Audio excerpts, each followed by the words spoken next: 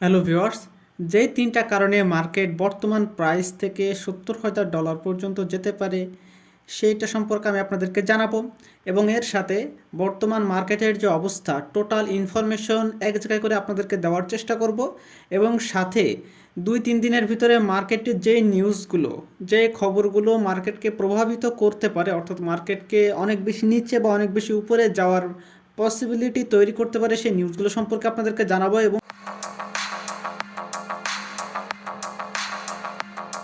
বর্তমান অবস্থা যদি জানতে চাই তাহলে আমাদের যে জিনিসগুলো জানতে হবে, একটা হচ্ছে এক্সচেঞ্জারের যে রিজার্ভ, যেটা অনেকাংশে নির্ভর করে যে মার্কেট এখান থেকে উপরে যাবে নাকি নিচে যাবে। সেটা যদি আমি আপনাদেরকে দেখাই তাহলে আপনারা ক্লিয়ারলি দেখতে পাচ্ছেন যে এক্সচেঞ্জারের রিজার্ভ কিন্তু নিম্নমুখী, অর্থাৎ মার্কেট কিন্তু এক্সচেঞ্জারের রিজার্ভ নিচের দিকে, অর্থাৎ এখান থেকে মার্কেটকে উপরে যাওয়ার একটা ইন্ডিকেশন আমরা এখান থেকে পাই।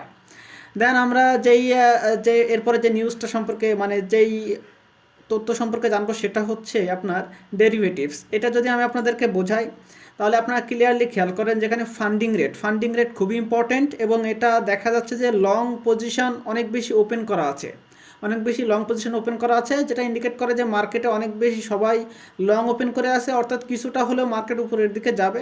দেন তারপরে আমরা ডিসিশন নিব যে মার্কেট নিচের দিকে যাবে নাকি ওইখান থেকে আরও উপরে যাবে। দেন সেকেন্ড আসে যে হচ্ছে এখানে বায়ার বেশি এবং সেলার তো কমই।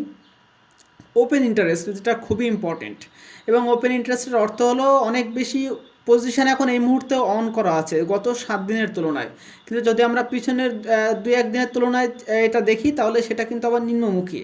এবং যেহেতু আপনার মার্কেট আজকে ওপেন হয়েছে, তো মার্কেট একটু সময় নেবে এখান থেকে মার্কেটকে উপরে যাওয়ার জন্য। এবং সবথেকে বেশি যেটা ইম্পর্টেন্ট সেটা হচ্ছে লিকুইডেশন। আমরা যদি ক্লিয়ারলি খেয়াল করি তাহলে আমরা দেখতে পারবো যে শর্ট লিকুইডেশনের থেকেও লং লিকুইডেশন কিন্তু বেশি হয়েছে। অর্থাৎ আমি যদি আপনাদেরকে সহজ ভাষায় বোঝাই তাহলে আপনারা এখানে খেয়াল করেন যে যারা শর্ট ওপেন করে রাখছিল যে মার্কেট নিচের দিকে যাবে, তারা কিন্তু এখানে মাত্র মার্কেট উপরে গিয়েছে এবং তারা কিন্তু এখানে প্রায় 10 মিলিয়নের মতো লিকুইডিটি হয়েছে তাদের ফান্ড। এবং যদি আমরা লং লিকুইডেশনের কথা চিন্তা করি, অর্থাৎ তারা ভাবতেছিল মার্কেট এখান থেকে উপরে যাবে, বাট সেখান থেকে মার্কেট নিচে আসছে, যে কারণে লিকুইডেশন হয়েছে প্রায় হচ্ছে 36 মিলিয়নের বেশি, যেটা 24 ঘন্টার ডাটা হিসেবে যেটা পেলাম আর কি। তো এইগুলো মার্কেটকে ইন্ডিকেট করতেছে যে মার্কেট এখান থেকে উপরে যাওয়ার পসিবিলিটি সব থেকে বেশি, কারণ নিচের দিকে গিয়ে প্রায় লং লিকুইডেশন অনেক বেশি লিকুইডিটি হয়েছে, যে কারণে মার্কেট উপরের দিকে যাওয়ার পসিবিলিটি এখান থেকে বেশি পাওয়া যাচ্ছে। দেন আমরা যেটা সম্পর্কে জানবো সেটা হচ্ছে মাইনাররা এই মুহূর্তে তারা কি করতেছে, হোল্ড করতেছে নাকি সেল দিতেছে, সেটা বড় ইম্পর্টেন্ট বিষয়। যদি আমরা দেখি মাইনাররা কিন্তু এই মুহূর্তে হোল্ড করতেছে, এবং যেটা কিন্তু যদি আমরা দেখি 1 বছরের তুলনায় সেটা কিন্তু আপনার তারা হোল্ড করতেছে বেশি এবং সেলিং করতেছে খুবই কম। টোটাল 1 বছরের যদি ডাটা দেখি সেটা এই ডাটাটাই বলতেছে। এবং যদি আমরা এরপরে যেটা ডাটা দেখবো সেটা হচ্ছে যে নেট ফ্লো, যে মার্কেটে আপনার এক্সচেঞ্জার থেকে কি আপনার হচ্ছে বিটিসি এটা কি বাইরের দিকে যাচ্ছে নাকি এক্সচেঞ্জারে বিটিসি ঢুকতেছে। যদি এই ডাটার দিকে আমি আপনাদেরকে দেখাই তাহলে এখানে দেখেন যে এখানে কিন্তু খুব বেশি যে ভিতরে ঢুকতেছে, খুব বেশি যে বাইরে যাচ্ছে তেমনটা না, অর্থাৎ মার্কেটে খুব একটা প্রভাব কিন্তু ফেলতেছে না। দেখেন এই যে দাগগুলো, বড় বড় দাগগুলো, এইগুলো মার্কেটে হিউজ প্রভাব ফেলে যে মার্কেটে অনেক বেশি বিটিসি ঢুকতেছে, অর্থাৎ মার্কেটে সেলিং প্রেশার বাড়বে, অথবা মার্কেট থেকে খুব বেশি বেরিয়ে যাচ্ছে, অথবা এর ইন্ডিকেট করে যে মার্কেট এখন উপরের দিকে পাম্প করবে। সো এই হলো ওভারঅল মার্কেটের একটা বর্তমান অবস্থা, যেটা বোঝা যাচ্ছে যে মার্কেট এখন পজিটিভ একটা মুভমেন্টে আছে এবং এখান থেকে উপরের দিকে যাওয়ার পসিবিলিটি অনেক বেশি। এখন যদি আমরা চার্টের দিকে খেয়াল করি তাহলে আমরা ক্লিয়ারলি একটা জিনিস দেখতে পাচ্ছি যে বিটকয়েন একটা রেঞ্জিংয়ে মুভমেন্ট করতেছে। আপনারা যদি রেঞ্জিংটা আমি আঁকাইছি, আপনারা দেখেন এখানে দেখতে পাচ্ছেন যে একটা রেঞ্জিংয়ের ভিতরে মার্কেটটা মুভমেন্ট করতেছে। এবং সবথেকে বড় যে ইম্পর্ট্যান্ট বিষয় সেটা হলো যে এখন যেই পজিশনে মার্কেটটা আছে এটা হচ্ছে একটা রেজিস্ট্যান্স বা সাপোর্ট, দুইটাই বলতে পারেন। এর কারণ হলো মার্কেট যখন নিচের দিকে গেল তারা এখানে কিন্তু একটা সাপোর্ট পেলো, এই যে রেঞ্জিং মার্কেটের একটা সাপোর্ট করে এখান থেকে পেলো, এবং এখানে একটা অর্ডার ব্লকও ছিল যেটা তারা কমপ্লিট করছে। তো এই ধারণা থেকে বোঝা যাচ্ছে যে মার্কেট এখান থেকে যেহেতু উপরের দিকে গেছে এবং এখান থেকে একটা রিট্রেসমেন্ট করার চিন্তা ভাবনা করতেছে, যদি এইখানে মার্কেটটা সাস্টেইন করতে পারে, এবং যেহেতু মার্কেট ওপেন হয়েছে আপনার হচ্ছে ইউএসের যে মার্কেট সেটা ওপেন হয়েছে, অর্থাৎ বলা চলে যে এখানে মার্কেট যদি এখান থেকে উপরের দিকে যায় তাহলে এখানে একটা মার্কেটের একটা ভেরি একটা বুলিশ মুভমেন্ট আমরা এখান থেকে দেখতে পারবো, কারণ এখান থেকে যদি সাপোর্টটা পেয়ে যায় মার্কেট 58,000 এই রেঞ্জে, তাহলে এখান থেকে মার্কেট উপরের দিকে যাওয়ার পসিবিলিটিটাই বেশি। এবং আপনারা দেখতে পাচ্ছেন যে এখানে কিন্তু একটা যদি যেখানে মার্কেটের ভি শেপ তৈরি হয়, যে যেমন যদি আমি আপনাদেরকে দেখাই, এখানে কিন্তু মার্কেটের একটা ভি শেপ কিন্তু তৈরি হচ্ছে। এই এই ভি শেপটা যদি তৈরি হয়ে থাকে তাহলে মার্কেটে এর একটা পজিটিভ মুভমেন্ট, এবং এখান থেকে দেখেন এখানে কিন্তু একটা লিকুইডিটি জোন আছে, এই লিকুইডিটিটা প্রায় 1.8 বিলিয়ন, বুঝতে পারতেছেন, অনেক কিন্তু লিকুইডিটি, যেটা $70,000 অ্যারাউন্ড এই রেঞ্জে আছে। আমি যদি আপনাদেরকে দেখাই, দেখেন 1.8 বিলিয়ন ডলার লিকুইডিটি আছে, যেটা 70,000 অ্যারাউন্ড এই রেঞ্জে আছে। তো মার্কেট সহসা এখান থেকে উপরে যাওয়ার পসিবিলিটিটাই আমাদেরকে বাড়িয়ে দিচ্ছে। এখন যদি আমি আপনাদেরকে তিনটা কারণ সম্পর্কে বলি, যে তিনটা কারণে আমার মনে হচ্ছে এবং অ্যানালাইসিস সেটা বলতেছে যে মার্কেট এখান থেকে উপরে যাওয়ার পসিবিলিটিটাই বেশি। ফার্স্টে যদি আমি আপনাদেরকে একটা কারণ বলি, সেটা হলো অবশ্যই যে মার্কেটে তিনটা টপ বা তিনটা বটম লাগিয়েছে। এইটা যদি আমি আপনাদেরকে সহজ ভাষায় বোঝাতে চাই, তাহলে আমি আপনাদেরকে বোঝাচ্ছি এমন। দেখেন, মার্কেটে মনে করেন যে প্রথম এই রেঞ্জে আসলো মার্কেট, আসার পরে মার্কেট যখন আবার উপরে যাওয়ার পরে মার্কেট আবার এর নিচে আসবে, তখন কি হলো, এর লিকুইডিটি যেটা ছিল সেটা কিন্তু কমপ্লিট। সেকেন্ড, এইখানে মার্কেট এইখান পর্যন্ত আসার পরে মার্কেট যে উপরে চলে গেল, চলে যাওয়ার পরে এখানে কিন্তু একটা লিকুইডিটি থেকে যায়, এবং সেটা কিন্তু আবার কিন্তু মার্কেট নিচে এসে কিন্তু সেই লিকুইডিটিটা নিয়ে ফেললো। অর্থাৎ কি, মার্কেট এইভাবে যদি চলে আসে, এইভাবে যদি মার্কেট চলে আসে, অর্থাৎ মার্কেটের টোটাল লিকুইডিটি নেওয়া শেষ, এবং লিকুইডিটিটাই এই মার্কেটের সব থেকে প্রধান বিষয়, যে কারণে মার্কেট এইখান থেকে উপরে যাওয়ার পসিবিলিটি আমাদেরকে হিউজ বাড়িয়ে দেয়। যদি এটা আমি আপনাদেরকে যদি এরকমভাবে মার্কেট দেখেন যে লিকুইডিটি রেখে দিয়ে যায়, এখানে আসার পরে মার্কেট এই রেঞ্জ আর কখনোই আসলো না, অর্থাৎ মার্কেটে এখানে একটা লিকুইডিটি থেকে যায়। এখানে যদি মার্কেট আসে এবং এখান থেকে যদি আবার উপরে চলে যায়, এবং এখানেও যদি মার্কেট কখনোই না আসে, তাহলে এখানেও মার্কেট একটা লিকুইডিটি রেখে যায়, যেটা কিন্তু মার্কেটকে খুব বেশি দূর যেতে দেয় না, মার্কেটকে শুধু টানে এই লিকুইডিটি, যে আমাকে নিয়ে তারপরে মার্কেট তুমি উপরে যাও। সো এই কারণে মার্কেটে আপনারা ক্লিয়ারলি একটা জিনিস খেয়াল করেন, এইখানে একটা লিকুইডিটি রেখে গিয়েছিল মার্কেট প্রথমে 56,000 আসার পরে। মানে আমি যদি আপনাদেরকে বলি যে মার্কেট এখান থেকে যখন উপরে যায়, $70,000-73,000 যায়, অল টাইম হাইকে ক্রিয়েট করে নতুন অল টাইম হাই ক্রিয়েট করলো, তারপরে মার্কেট আবার $56,000 আসলো এবং এইখানে একটা লিকুইডিটি রেখে গেল, এবং রেখে আবার মার্কেট কি উপরে গেল। তখন আমরা অনেকে ভাবলাম যে মার্কেট মনে হয় তার বটম ক্রিয়েট করে ফেলছে, আমাদের মনে আর সুযোগ দেবে না, এখান থেকে মার্কেট উপরে যাবে। কিন্তু তারপরেও কিন্তু মার্কেট আবার নিচে আসলো, নিচে আসে এর যে লিকুইডিটি, আমি আপনাদেরকে যদি দেখাই, এর যে লিকুইডিটি, এই লিকুইডিটিটা মার্কেট নিল, নেওয়ার পরে মার্কেট আরও নিচে আসলো, আসার পরে এখান থেকে আবার পুল ব্যাক করে মার্কেট আবার কিন্তু উপরের দিকে গেল। যাওয়ার পরে এইখানে যে মার্কেট রেখে গেল 54,000, 53,000 থেকে 54,000 এই রেঞ্জে, তো আমরা এবারও ভাবলাম যে মার্কেট হয়তো বা তার বটম ক্রিয়েট করে ফেলছে এবং মার্কেট উপরে যাবে, কিন্তু না, মার্কেট আবারও তার যে রেঞ্জিং মার্কেট সেখান থেকে রেজিস্ট্যান্স ফিল করে মার্কেট আবার নিচে চলে আসলো, এবং এই যে লিকুইডিটি জোন যেটা রেখে গেছিলো পূর্বে, সেই লিকুইডিটি জোন কিন্তু এইটা কিন্তু নিয়ে ফেললো। নিয়ে ফেলার পরে কিন্তু মার্কেট কী করলো, আরও নিচে আসলো, এবং এইখান থেকে মার্কেট কী করলো, এখন বর্তমানে পুল ব্যাকে আছে, এবং এটা রেঞ্জিং মার্কেটের ভিতরে আছে, এটা কিন্তু ক্লোজ করে নাই। এবং আমরা যদি এই রেঞ্জিং মার্কেট থেকে বের হতে চাই, তাহলে আমাদেরকে এমনভাবে বের হতে হবে যেন আমরা রেজিস্ট্যান্স ফিল না করি। দেখেন, এখান থেকে যদি মার্কেট টোটালি এরকম যায় এবং গিয়ে যদি এরকম রেজিস্ট্যান্স ফিল করে মার্কেট নিচে আসে, অর্থাৎ এটা কিন্তু ব্রেকআউট হলো না। যদি আপনাদেরকে ব্রেকআউট করতে হয়, তাহলে কিভাবে ব্রেকআউট করতে হবে? ব্রেকআউট করতে হলে মার্কেটকে এইখান থেকে এমন মানে হচ্ছে আপনার রেঞ্জিং মার্কেট থেকে বের হতে হবে, দেন নিচে এসে এটাকে রিটেস্ট করতে হবে। করার পরে যখন আমরা দেখবো যে রিটেস্ট সাকসেসফুলি, এখান থেকে আপনার মার্কেট নিচে আসতেছে না এবং এখানে একটা সাপোর্ট পেয়ে গেছে মার্কেট, তখন আমরা ক্লিয়ার থাকবো যে হ্যাঁ, মার্কেট রিট্রেসমেন্ট এবং সাপোর্ট দুইটাই পেয়ে গেছে, অর্থাৎ মার্কেট আমরা এখান থেকে বুলিশ দেখবো। তো এই কারণগুলোর ক্ষেত্রে আমরা বলতে পারবো যে মার্কেট এখান থেকে উপরে যাবে। এটা গেল একটা কারণ। সেকেন্ড যে কারণটা আমাদের সামনে খুব বেশি ইম্পর্টেন্ট, সেটা হলো যে মার্কেটের যে বুল বেয়ার যে সাইকেল, যেটা হচ্ছে সবসময় চলে থাকে। কিছুদিন বুল থাকে, কিছু বছর বুল থাকে, তারপরে কিছু বছর বেয়ার থাকে, আবার বুল মার্কেট আসে, আবার বেয়ার মার্কেট আসে। সো এটা রেগুলার একটা প্রসেস, এবং এই যে ইন্ডিকেটর আমাদেরকে হেল্প করে, সাহায্য করে যে মার্কেট কখন বুল মার্কেট কখন বেয়ার মার্কেট। আমি যদি আপনাদেরকে একটা চিত্র দেখাই, দেখেন এখানে আপনারা ক্লিয়ারলি খেয়াল করেন যে আগের যে আপনার হচ্ছে বুল মার্কেট হওয়ার আগে কিন্তু একটা ছোট্ট একটা বেয়ার মার্কেট কিন্তু একটা ইন্ডিকেশন দিয়েছিল। তারপরে মার্কেট যখন এখান থেকে আবার উপরে উঠে তখন কিন্তু একটা বিরাট বড় একটা মার্কেট আমরা বুল মার্কেট দেখতে পাই।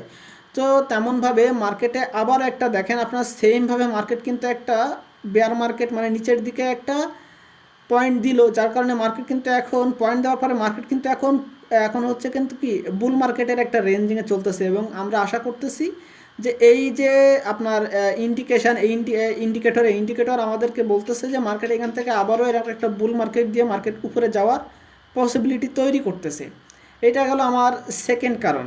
থার্ড যে কারণ আমরা কথা বলবো সেটা হলো, যে কারণ সেই কারণটা হলো, দেখেন এইখানের যে হচ্ছে আপনাদের হুইলসদের যে অ্যাড্রেস, হুইলদের যে বাইং যে অপরচুনিটি, তারা যে বাইং প্রেশার মার্কেটে করতেছে, আপনারা ক্লিয়ারলি খেয়াল করেন কি পরিমাণ বাইং প্রেশার করতেছে, কি পরিমাণ, অর্থাৎ মার্কেট এখান থেকে উপরে যাওয়ার যে পসিবিলিটি, সেটা আমরা হুইলসের যে আপনার অ্যাক্টিভিটি সেটা দেখলে বুঝতে পারি যে মার্কেট এখান থেকে সহসাই উপরে যাওয়ার ট্রাই তো করতেছে এবং মার্কেট এখান থেকে উপরে যাবে।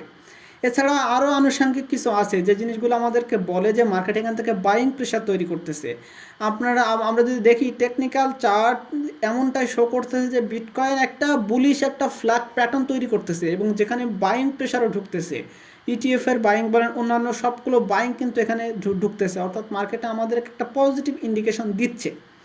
যদি আমি আপনাদেরকে লিকুইডেশনের চার্ট ম্যাপটা দেখাই, তাহলে এখানে আপনারা দেখতে পাচ্ছেন যে দুই পাশে কিন্তু অ্যাভারেজলি সমান, হয়তো বা 2-1 বিলিয়নের একটা গ্যাপ থাকতে পারে, গ্যাপ আছে।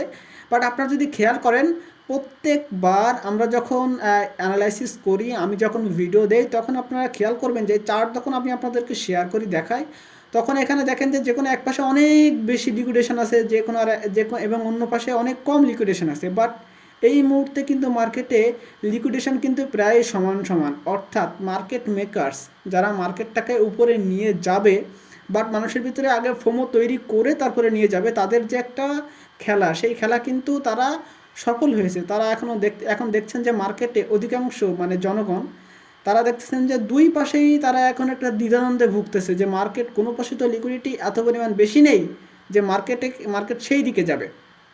সো এটা একটা ইন্ডিকেশন করে যে মার্কেটে এখন আমরা ফোমোতে তৈরি হয়ে আসি। একদল মানে অর্ধেক জনগণ ভাবতেছে যে মার্কেট যেহেতু নিচে যাবে, এবং একদল ভাবতেছে যে মার্কেট উপরে যাবে। সো এই দ্বিধাদ্বন্দ্বের কারণে আপনার হচ্ছে মার্কেট মেকার্সরা এখান থেকে টাকা বানিয়ে নিতে পারবে, এটাই তাদের মূল মোটিভ। যে কারণে আমরা এইটা থেকে এটা ইন্ডিকেশন করে যে মার্কেটে যেহেতু ফোমো তৈরি হয়ে গেছে, তারা ফোমোটা তৈরি করতে পেরেছে, সো এইখানে মার্কেট এখান থেকে উপরে যাওয়ার পসিবিলিটি বেশি।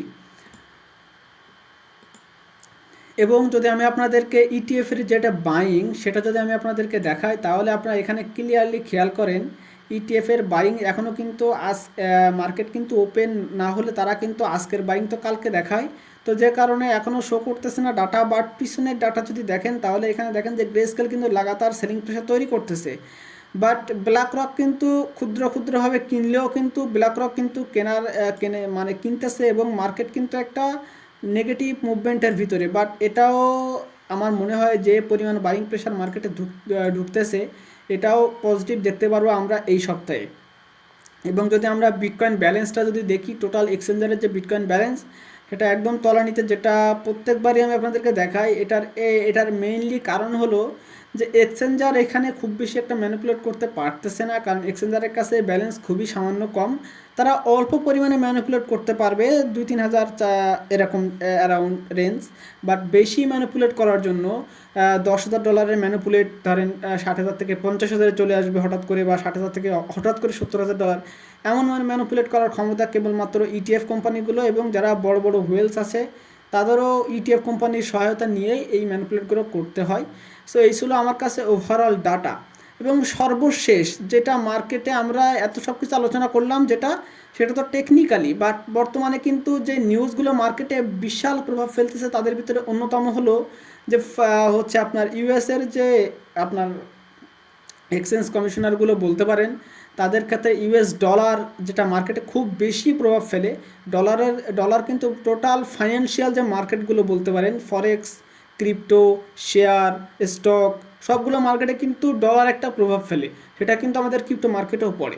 তো এই ডলার যেই প্রভাবগুলো সেগুলো আপনারা দেখতে পাচ্ছেন যে আজকে, আগামীকাল এবং পরশু, এই 3 দিনে কিন্তু লাগাতার অনেকগুলো জিনিস আছে। কোর পিপিআই ডাটা বলেন, সিপিআই ডাটা বলেন, রিটেল সেলস বলেন, আনএমপ্লয়মেন্ট ক্লেইম বলেন, এগুলো কিন্তু খুব ভেরি ভেরি ইম্পর্টেন্ট।